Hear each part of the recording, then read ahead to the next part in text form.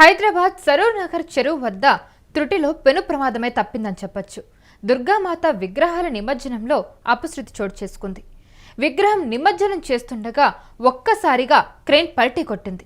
Crane చెరువులో పడడంతో కొద్దిసేపట్లోనే పెను ప్రమాదం తప్పింది. అయితే అది ఒకవేళ గనక చెరువు వైపు కాకుండా ఒకవేళ రోడ్డు వైపు పడితే గనక పెద్ద ఎత్తున ప్రాణ నష్టమే జరిగే అవకాశం అయితే ఉండేది. గత వినాయక చవితి నిమజ్జనంలో భాగంగా కూడా ఇలానే పెను ప్రమాదం అయితే తప్పింది. అయితే సిటీ క్రేన్ సర్వీసెస్కు జిహెచ్ఎంసీ అధికారులు నిమజ్జన కార్యక్రమాల కాంట్రాక్ట్ అయితే అప్పగించినట్టుగా తెలుస్తుంది. అయితే ఈ క్రేన్ ఒకసారి మీరు విషయాలు చూస్తే కనుక మీకు క్లియర్గా అర్థమవుతుంది. క్రేన్ ఏ విధంగా చెరువులోకి పల్టీ కొట్టిందో. ఒకవేళ అటువైపు కాకుండా ఇటువైపు కనుక అంటే రోడ్డు వైపు కనుక పల్టీ కొట్టుంటే చాలా పెద్ద ఎత్తున ప్రాణ నష్టమే జరిగే అవకాశం అయితే ఉండదని తెలుస్తూ ఉంది. సో ఇలాంటి సంఘటనలు అయితే జరుగుతూనే ఉంటాయి. అందులో నిమజ్జన కార్యక్రమాలు అప్పుడైతే ఇంకొంచెం ఎక్కువగానే అప్రమత్తంగా ఉండాలి.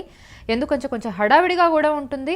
అండ్ అదేవిధంగా ఇప్పుడు నిమజ్జన కార్యక్రమాలప్పుడు ఇలా నిమజ్జనాల కోసం తీసుకెళ్తూ ఉన్నప్పుడు విగ్రహాలని ఇలాంటి ప్రమాదాలు అయితే జరుగుతూనే ఉంటాయి. గతంలో కూడా వినాయక చవితి నిమజ్జన సమయంలో కూడా ఇలానే ప్రమాదం అయితే తప్పింది. సో ఇప్పుడు కూడా హైదరాబాద్ సరూర్ నగర్ చెరువు వద్ద నిజంగానే కొంచెం త్రుటిలో పెను ప్రమాదం తప్పిందని చెప్పొచ్చు. దుర్గామాత విగ్రహాల నిమజ్జనంలో అపశృతి చోటు చేసుకుంది. విగ్రహం నిమజ్జనం చేస్తుండగా ఒక్కసారిగా క్రేన్ పల్టీ కొట్టింది. క్రేన్ చెరువులో పడడంతో పెను ప్రమాదమే తప్పిందని చెప్పొచ్చు. ఒకవేళ రోడ్డు వైపు పడుంటే కనుక అది పెద్ద ప్రాణ నష్టమే జరిగే అవకాశం అయితే ఉండేది.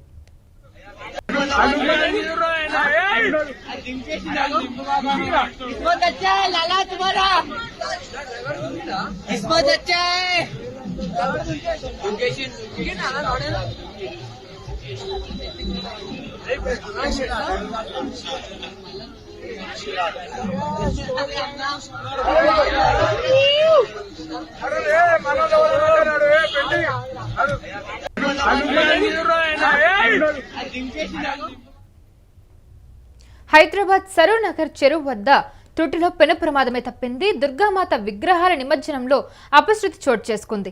విగ్రహం నిమజ్జనం చేస్తుండగా ఒక్కసారిగా క్రేన్ పల్టీ కొట్టింది. అయితే పల్టీ కొట్టడంతో క్రేన్ ఒక్కసారిగా చెరువులో పడడంతో పెద్ద ప్రమాదమే తప్పిందని చెప్పొచ్చు. ఒకవేళ గనక చెరువులో కాకుండా రోడ్డు పడుంటే కనుక పెద్ద ఎత్తున ప్రాణ నష్టం జరిగే అవకాశం అయితే ఉండేది.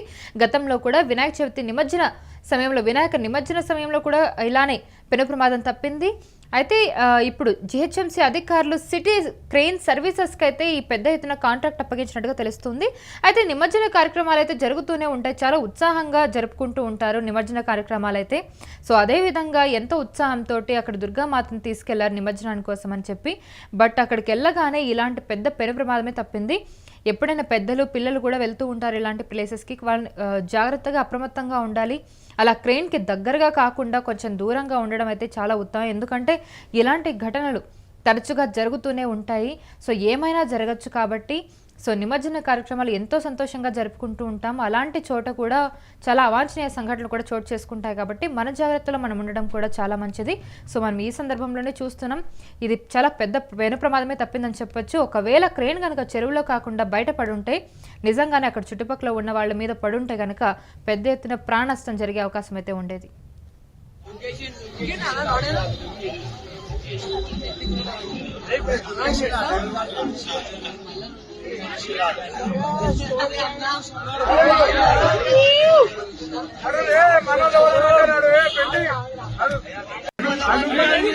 అరే